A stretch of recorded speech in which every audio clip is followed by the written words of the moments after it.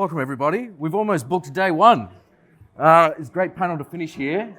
I think there's one more panel on this stage as well. But we're going to be talking about institutional access to DeFi. But before we kind of drill down into really kind of what we're actually discussing, maybe our great guests can introduce themselves quickly and like a rundown of the companies you work for. Perfect. So my name is Johan Bornman. I'm the product lead for MetaMask Institutional. We focus on providing unrivaled access to Web3 through the most trusted wallet in the space, and we connect into custodians to provide risk management. Hi, this is Amit. I lead the DeFi research at Polygon and also take care of crypto economics of an ecosystem. Regarding Polygon, our vision is to bring Web3 to the masses, and we have one of the 150 million users, 80K daily new users, billions of dollars logged in DeFi. You name the dApp in DeFi ecosystem, it's on Polygon, like less than 1 cent, private chain, internet of blockchain. And now ZK EVM, one of the toughest thing to crack in the ecosystem, we have launched a testnet. Thank you. Amazing. Alex Batlin, I head up Bitpanda Custody, formerly Trustology, a institutional grade custodian.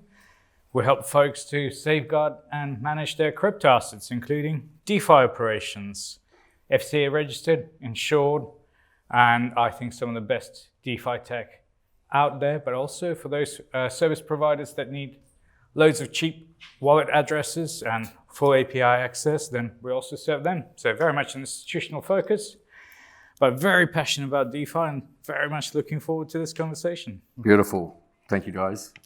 So we're going to start at the high level and then drill down slowly and keep everyone up to speed, because I'm sure this can be a very technical discussion. But even just starting with the concept of what an institution is in the crypto space, because I get the sense that often we use that as a stand-in for Wall Street, but in the digital asset ecosystem and just in crypto in general, I feel like institutional is a lot broader than that. I'll start maybe with you, Alex. Is it just anyone that isn't retail? Kind of. I think people overcomplicate terms. Institutional, kind of on a practical level, it's teams versus individuals. Because when you're managing somebody else's money, usually it's a team, and that team needs to cooperate together. And therefore, instead of just a single person who's able to manage the assets with a hardware wallet, you now have a team of people, somebody entering the transaction, somebody approving it, subject to a bunch of rules. And then, of course, you need to overlay into that the kind of compliance checks on top of the business rule checks. You need to then potentially worry about insurance, because most people don't just want to trust the security, they want additional reassurance. So they want insurance on top of the security that the system offers to them. And of course, being regulated entities, you'd expect kind of compliance checks and so on top of that. So packaging all that together kind of talks about institutional, sure. But that could imply to many, many players who might not be considered traditionally as institutional players in the TradFi space. And maybe not even totally large either. These could be quite small operations that just are interested in accessing the new asset class. But okay, so now let's define what access means, because I think, you know, maybe anecdotal, but maybe for like the past few years, from 2018 maybe until recently, mostly institutions might be after custody solutions. They might have, you know, acquired tokens or something like that, so they want to keep their assets safe. But I think that for the purposes of this discussion, we should focus on actually using DeFi protocols and getting the most out of them, rather than simply just holding them in a safe and regulated way. Johan, how are institutions actually using DeFi protocols right now? I think it's shifted over the last, I'd say, 24 months or so.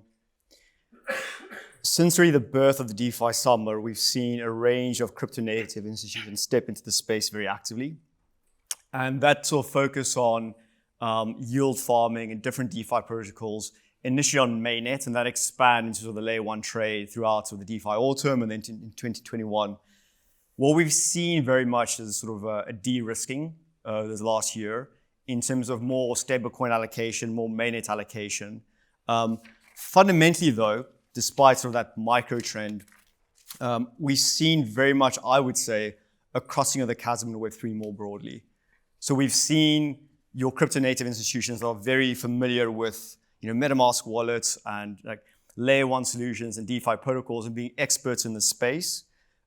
We've seen a crossing chasm of more traditional organizations step into the space in the last 18 or 6 months or so. And I think that's really important and really profound. And in terms of allocation, in terms of sort of allocation to DeFi more broadly, again, like what we're seeing is sort of a more risk-averse approach at the moment. So it's a lot of stablecoin allocation. It's a lot of stablecoin strategies across the board. But I think, again, the big, broad trend is this crossing chasm, which is tremendously exciting. Stablecoin strategies like, market making on decentralized exchanges, stuff like that, or are they actually borrowing and lending? Can you drill down on that just a little bit? Yeah. So again, I think it very much depends on the sophistication of the firm itself. Yeah. In your crypto funds, you're seeing very complex trade strategies. There they are, building several trades on top of each other across different protocols, across different layer ones. Yes. And then you are seeing your typical hedge funds that are launching sort of very plain vanilla, if I can call it that, stablecoin strategies where they're just allocating to a lending protocol and then potentially introducing that yield with a bit of leverage and then offering that to their LPs as a financial product. Yeah. Are you seeing a lot more demand on this on the institutional side? Yeah, there has been an immense demand from the institutional side. So for us, we see two different kinds of demands. One is what you have said, the yield farming, the trying to get into the DeFi excess yield and trying to capture it in your return or investment in your own fund. The second thing, the first thing has been going on. The yields are a bit volatile due to macroeconomic scenario and they change. The second thing is super interesting. Trying to run your fundamental business, trying to transform your financial primitive on chain. For example, under collateralized lending. On chain under collateralized lending is happening, especially if you look at Polygon on chain and also on other mainnet also. We see a huge traction of it with on-chain credit rating, private equity business, tokenization. So all these kind of things are new financial primitive. They are quite different from just trying to utilize the inefficiencies in the market. They're going to transform the business. These are the technologies which actually very large banks, and we are working with them. We are working with very large banks and things are in process. People are trying and testing this technology. And I think this is going to be the next phase of DeFi, especially like future of finance, going to shift towards Web3 app. Yeah. I guess maybe just to probably we've got a mix of people in this audience. Some have done DeFi, have not, some have not. It's really important to just understand the very basic principles. Traditional custody, you get money in, you put in a nice safe deposit box. If you want to do anything with that money, take it out of the box and you send it to the exchange. You trade on the exchange, and then you move money back in. So whilst the money is in custody, often, unless the custodian offers lending facilities, tri-party lending or something like that, it's pretty dead money and you don't earn yield until you move it somewhere else.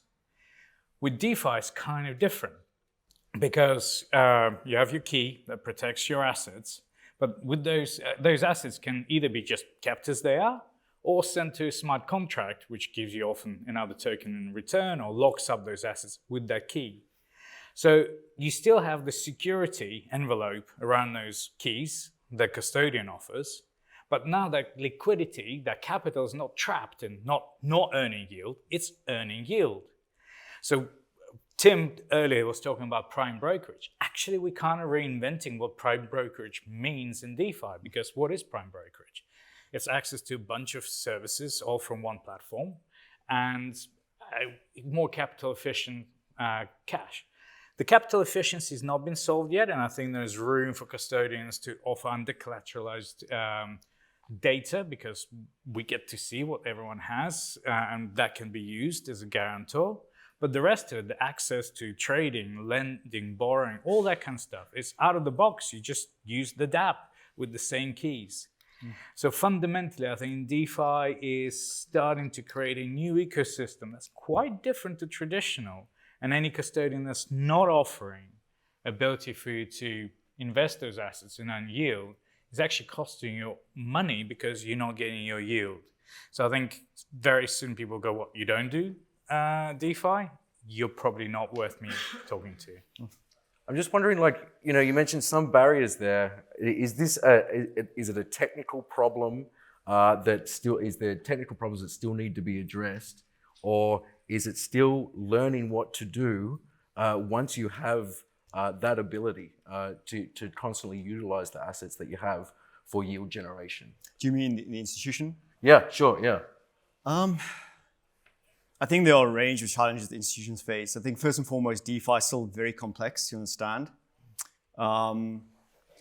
I think if one thinks through the typical transaction flow process, in terms of stepping through custody, compliance, execution, monitoring, yield reporting, in every single one of those buckets, there are steps to take and understand like how to access DeFi. Wrapped around all of that is obviously compliance and regulation, which I'm sure we'll talk a lot more about. And I think for organizations to really fundamentally understand like all these buckets, they need guidance, they need help, they need education. And I think, all through our firms are kind of doing things in every single one of these categories to help bridge more organizations into the space.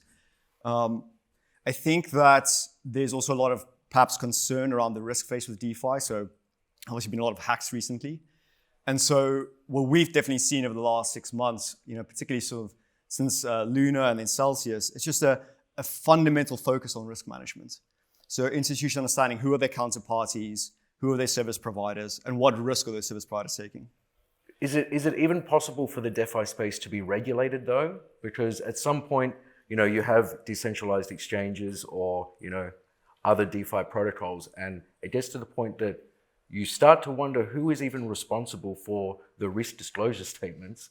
A lot of people say, well, it should be the person in charge of the website, but a lot of times these protocols are quote unquote decentralized. Is it even possible to regulate the DeFi space, to have institutions come in? Yeah, so that actually covers your technological question. So there are, like, if you see, like, first technological constraint is about the scalability of whole blockchain ecosystem. And I think if you do things on mainnet or the Ethereum, it's going to cost you. We have a client like who wants to daily balance their portfolio. It's going to cost you a lot of gas. So people that's look forward to scalable solution, like things like what we do, like near zero gas fees. The second thing is about being regulated. Recently there has been a lot of demand from being a permissioned or a KYC KYB kind of pool. Like institutions are not averse to it. Of course, like they have been running their business for many years using those fundamentals. But there has also been a huge revolution in technology in blockchain space called zero knowledge sovereign identity solution. Think of it like that, like a very basic case, like you go to a supermarket and the person asks you their ID and you want to buy some alcohol, like he just sees your date of birth. Like with the zero knowledge technology, you are going to verify that this person is of larger than 18 years of age without never knowing what's the date of birth was. And that's what I think will be the regulators and the institutional player will come together and create a permissioned pool which is zero knowledge identity based. That means I know you are verified, but I'm not supposed to know who you are, what is your basic credential are, so that we reduce this risk of identity theft on both sides of a market. On the risk side, we have seen exemplary things. Flashback to 2008 financial crisis, MBS, big banks, they were tranching in near zero value security into a product which was about to go down in the market very soon, and that's what it caused it. What was the reason for that? Like non-transparency of a fundamental asset.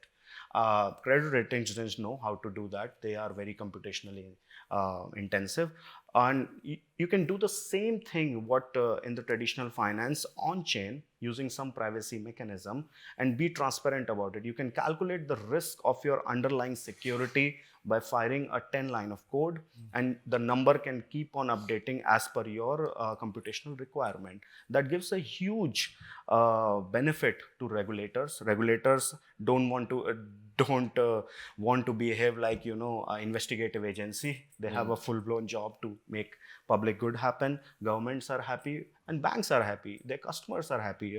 They know they're dealing with institutions which are non-solvent. So this thing is going to go on chain, and a risk management on chain, if you include all the like, I don't want to complicate it, I've done enough math, so let's keep it simple. If you have like agent-based simulation, those advanced modern techniques, you can stress test the system on chain. And there are companies and DeFi protocols which actually do it, and lot many people don't know about it. The DeFi protocols, the lending borrowing protocols like Compound and Aave, they have survived all the stress, like, because it was properly risk management on chain. Alex, do you think that it's realistic to have, the DeFi ecosystem self-regulate through technology like this? It's going to be a combination of both. DeFi, like any blockchain, is one of the most regulated activities on the planet because everything is done in code, and that code is executed by many, many thousands of node operators. It's just the regulators are the software developers, not the regulators who give them the code to run. So the question is now who sets the regulation, not necessarily is it regulated or not. The next question is, where do you regulate? The current approach has been very much to borrow from traditional space and choke the obvious kind of single point of failure, whether it's a custodian or a exchange, a VASP. Kind of makes sense. But actually, I think this is missing fundamentally some of the opportunity to reduce the cost of regulation, actually regulate the coin itself. Because most of regulation is parameter-based, meaning that all the different participants, market participants, are regulated. Problem with that approach, of course, is that you have compound cost. Everyone is adding regulation and rechecking many, many different transactions, many, many times. It's okay, it works, but first of all, any parameter is always breachable and it's super expensive. Actually, if you start to say, let's invert the control and put the regulation in the coin itself, as in the coin will refuse to transfer itself to someone who they shouldn't be receiving it, now you gain massive efficiencies and actually better control. So one example is actually USDC. USDC recently blacklisted anyone using Tornado Cash. So by simply kind of blacklisting Tornado Cash users at a central point logically on the coin, you now have instant conformity across the entire ecosystem of DEXs and so on. That's super powerful.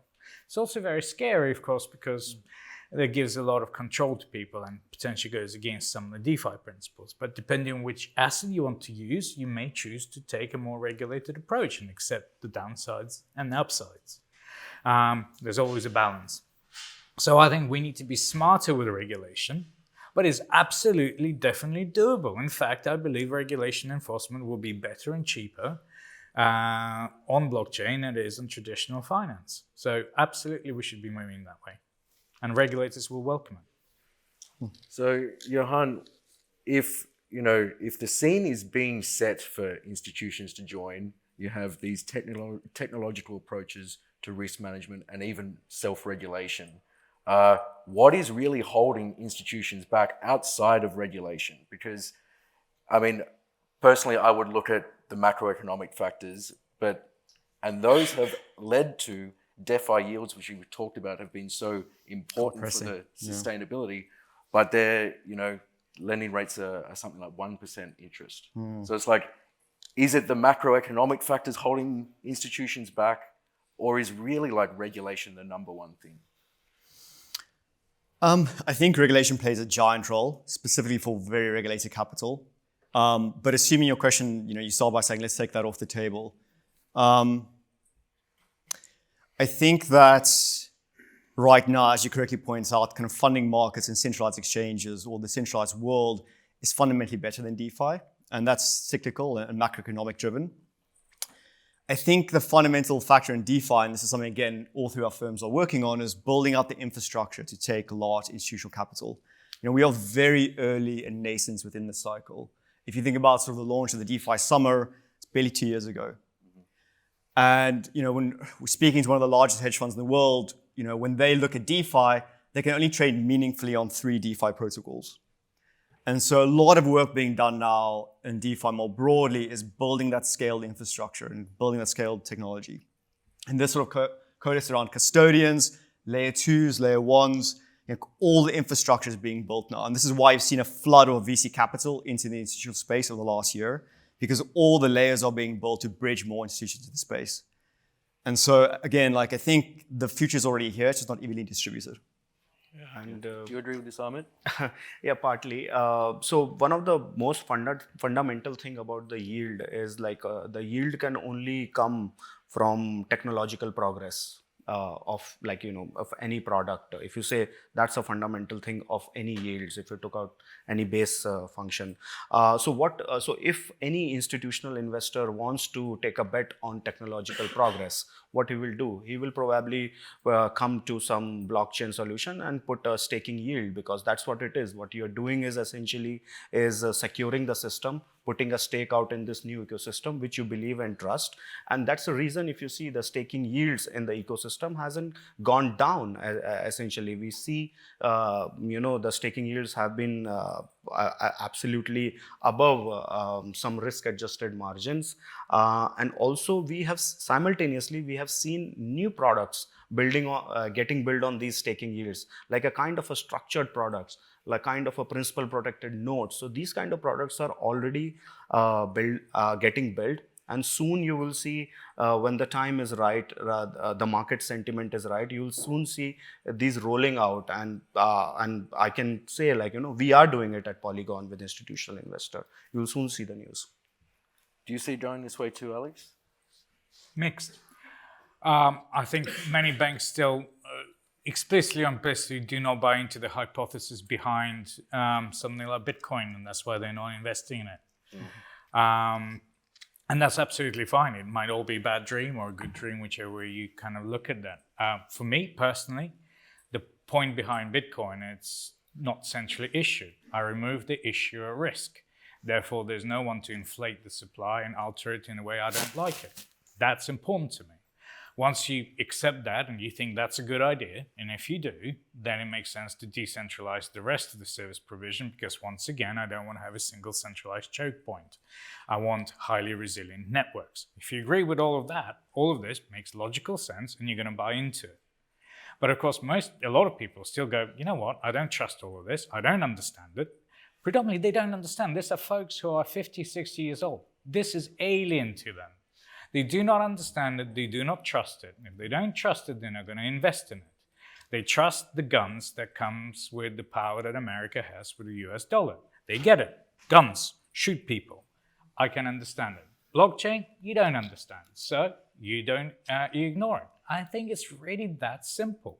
So if you buy in to the Bitcoin premise or similar, then you're going to be following through with this. If you don't buy into it, you're not going to invest in it. So I think quite simply, most of the institutional folks just don't buy into it because they either do understand it and disagree, or don't understand it and think they're just fine as they are right now.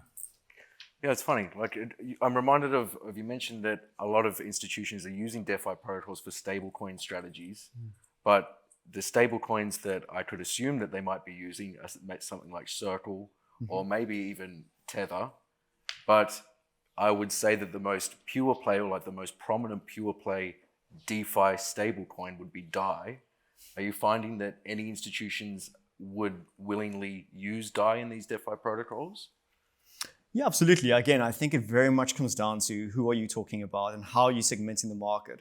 And I think the adoption cycle of DeFi is directly correlated by the regulatory oversight the firm faces and how crypto native they are.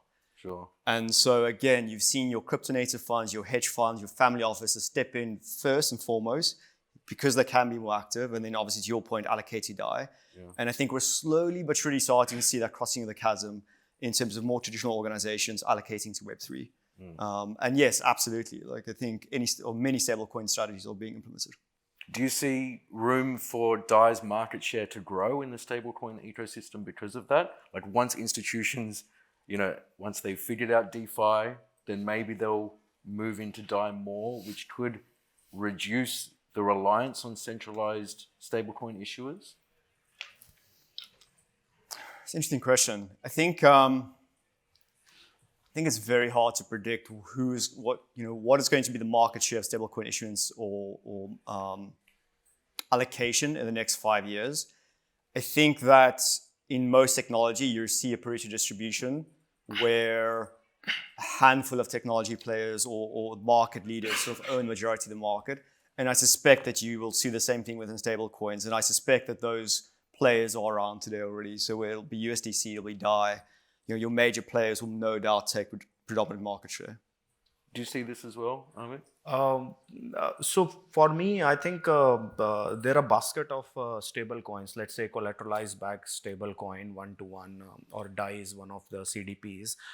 For any rational investor, if you have some preferences about sensors averseness against censorship resistance, depegging event, macroeconomic scenario, I'm sure if you write it down in a piece of paper, you will have a diversified portfolio. So you will have some share of everything. It depends on the individual investor preference, like how you're going to weight it towards. For some, it might be 100% DAI. For some, it might be 0% DAI, because for them, it doesn't matter. But I think that's a stable coin world. And that's why we see proportionate growth in most of the stable coin. And post the demise of one of the largest algo stable coin, we see things getting rationalized and stabilized. The things will change when they're going to be the CBDC.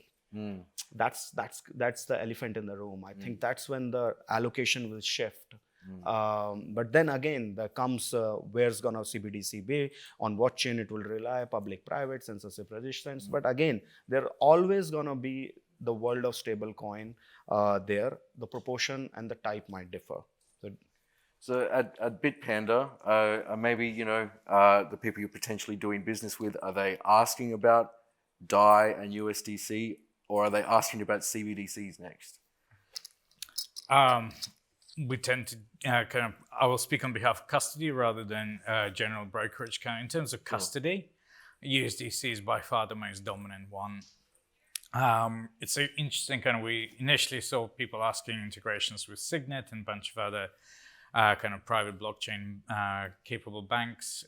Nowadays, people just move funds into Circle, mint USDC, spread across multiple different liquidity pools, and then just cash out through Circle as well. That's a very typical pattern.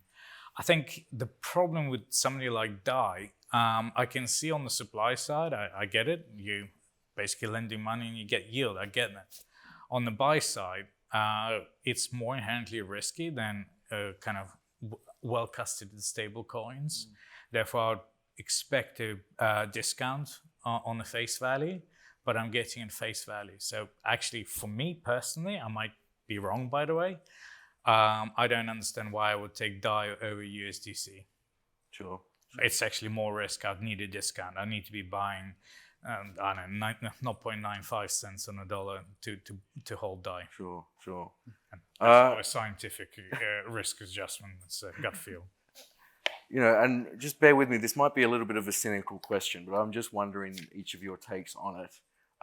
It seems, pretty obvious that institutions, we're not talking in 2019, we're saying, well, they might come. They really are here. And, we've spoken about the low yields, which are, counteracted by, relatively higher staking rates. So it is still possible to make money, especially in arbitrage across DeFi protocols. The arbitrage opportunities wouldn't scale as it grows. And again, this might be cynical, but is TradFi here to make money, or do they believe in a decentralized finance future? Or it doesn't matter? I'll take a philosophical view on this. So, we believe that Web3 is the new internet.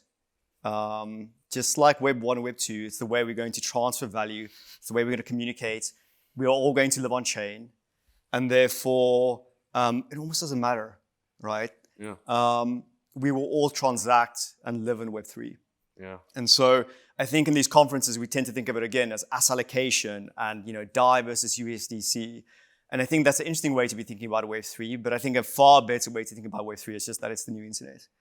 And therefore, the way we create value, the way we store value, the way we transfer value will happen within Wave 3, in Web 3. So again, I think fundamentally, whether institutions want to access Web 3 for yield or for any other reasons, fundamentally, this is the way that we are going to live our lives on chain and online. I think it's I think it's quite, I'm not trying to shill, but it is quite beautiful in a way that this is exactly how this technology stack is bootstrapping itself through these financial incentives. And that's the whole point. So it seems like a self-contained ecosystem that can attract people who want to make profit purely, but the benefit of that is that they do fund this new technology stack that we'll all run on. And just to sort of reiterate that, DeFi is fundamentally better financial infrastructure, right? It's interoperable, it's more transparent, it offers near instant settlements. The way financial risk is created, the way it's manufactured, the way it's transferred, distributed, is fundamentally better on DeFi. And then with that, you can package it and manage it as well, so you can hedge that risk better. Mm-hmm. If you think about TradFi today, the costs involved with creating a security, the costs involved with creating a bond or a stock, so many intermediaries are involved in that process.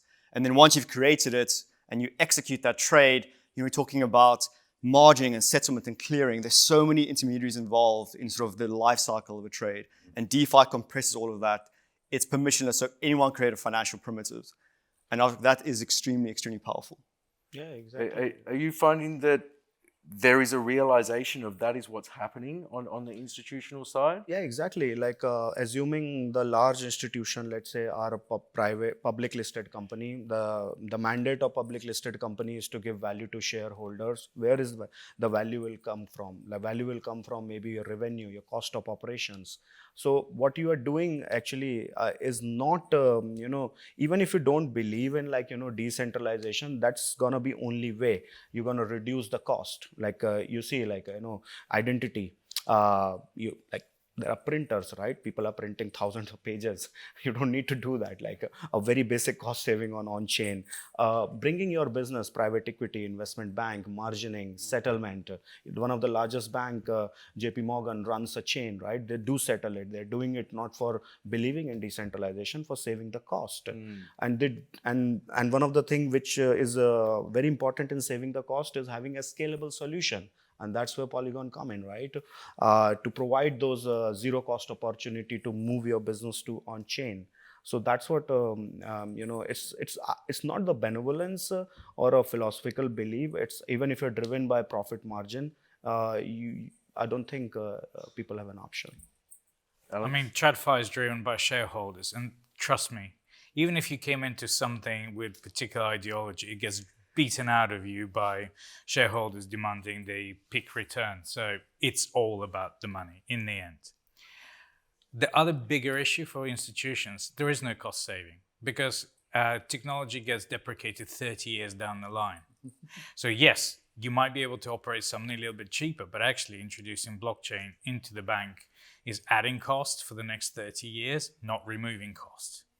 So it's a really difficult business case. If you can set up a brand new shop, full digital, with no kind of cost compromises and amortizing all those costs everywhere else, absolutely the maths works. But if you're just adding to the bank, it doesn't, because you're not going to get rid of any cost, you're just adding to it. And that's why we're seeing parallel infrastructure, new players setting up, because the business case is so much easier in that case. It is all about the money, and I think there will be a gradual shift, but that's why fundamentally there's got to be a new asset class which is sufficiently different and interesting enough for people to go, okay, I'm onto the new infrastructure. This is not a cost-saving exercise. It is about effectively getting ourselves to a new product that people really like. The other really interesting angle I think that will come in 10 to 15 years' time is resiliency. So a lot of the time we look at actual costs right now, but we don't factor in the resiliency and cost of failure. If we did that, blockchain is extremely cheaper because actually you're building massively resilient systems for a fraction of today's cost. But again, it's cheap if you're just kind of setting up new. It's actually just incremental costs for the next 20, 30 years if you're a bank. So I still think this is why moving institutions in this space, unless the profits are just phenomenal. But they're going to go for profit. They're not going to go for the cost efficiency. Adding to Ahmed, that, I think you have thoughts. adding to that, actually, I think one of the thing in the large corporate institutions or like whatever you call them, they are still not getting hang of an idea like it's a blockchain is a public good. For example, we launched our ZK EVM solution. It's a damn expensive thing. Last year we allocated $1 billion to get the technology done with different team, gathering one of the world's best team, and it's open source. Yes. Some of the people couldn't believe it. So it's like utilizing the public good.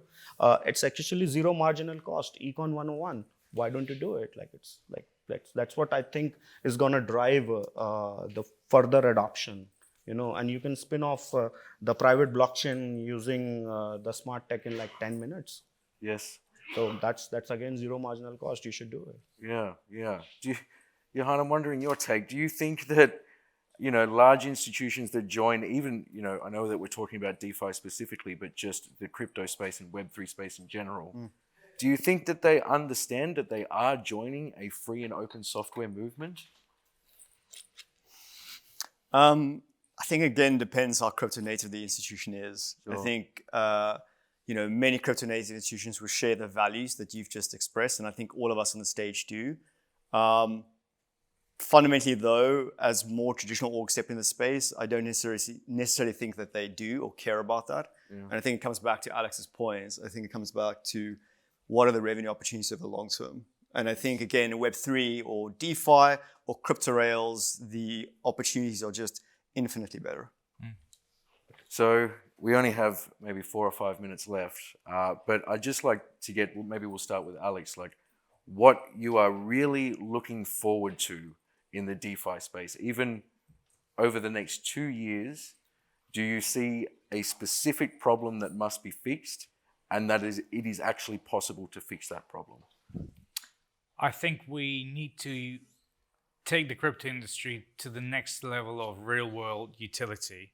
So I think Bitcoin as a currency that cannot be manipulated by the issuer in itself is an amazing invention. Utility tokens that power networks like Ether is also incredible. But then we need real-world use cases. And I think it comes back to probably NFTs. Because we need to be able to, there's so much native digital content, books, videos, music, art, and beyond the kind of Bored Ape GIFs.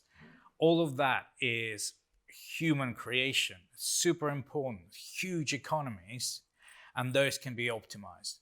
Once you have all that value that actually sits on chain and accessible on chain, then actually all the other products that allow you generation of that becomes much easier. Take an example of creating a book. It's a collective effort. Well, why don't you create a DAO?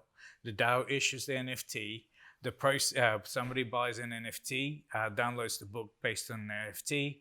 The proceeds are then pumped into the DAO, which then shares the revenue models.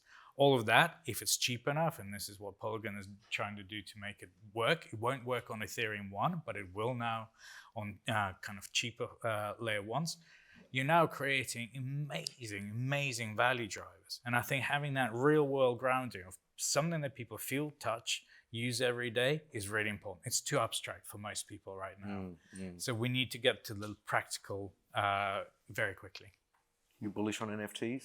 Oh yeah, so one of the thing I think this is mostly finance focused audience, but the world beyond the finance is moving way faster. Like to give you an example, in this year itself we had a partnership with Meta. So you can, if you use Instagram. Sorry about that. If you use, we are actually helping out Meta to realize their Meta dream. So you can have mint your NFTs on Polygon now. Yes. The second thing, Starbucks, the loyalty cards are on Polygon, one of the largest consumer base in here. Integration with Stripe, integration with Robinhood wallet. They can use things. So things are like moving at super fast pace. Like we are not able to catch up. Like we are scaling up. We are doing all the things to make it happen, to realize our dream. So outside NFTs, big bullish games. They're gonna be like awesome games with proper token economy, real immersive experience, and again metaverse. We are again like very bullish on that. But then financing the NFTs, the creation of that thought, that kind of brings in all the stuff we already built, derivatives, options, trading, all that's required to finance the creation of that content and the shares. So it all builds together. Yeah, not many people know, like one of the largest decentralized exchange, Uniswap, is your ownership to the trade or a position is based on NFT. Yes. So like this is one of the biggest use case of like NFT. Johan, how do you feel about the next 2 years? I think we're already seeing the crossing the chasm. I think that is tremendously exciting. I think that we are seeing an avalanche of institutions of all sorts stepping into Web3, and we're very much part of bridging those institutions into the space. I think the thing that I'm most excited about is, it's still a very complex ecosystem, and I think it requires a form of standardization. We talked about smart contract hacks. We talked about, understanding risk management in the space, custodians, wallet infrastructure, decoding transaction parameters. A lot of these things are still very technical. And I think a big thing we're focusing on is like, how do we define those standards? How do we define what is the individual user experience? And I think there's just tremendous opportunity to focus on that. Is this possible to solve in a decentralized way? Oh, 100%. It's already happening, yeah. In every single one of those layers, you are seeing innovation in a decentralized fashion. Yes. Whether it's risk management, whether it's again, decoding transaction parameters, whether it's simulating transactions so that you're not being rugged in a transaction. Yes. There's so much innovation in the space. It's tremendously exciting. Fantastic. Please give a round of applause to our three fantastic guests. Thank you.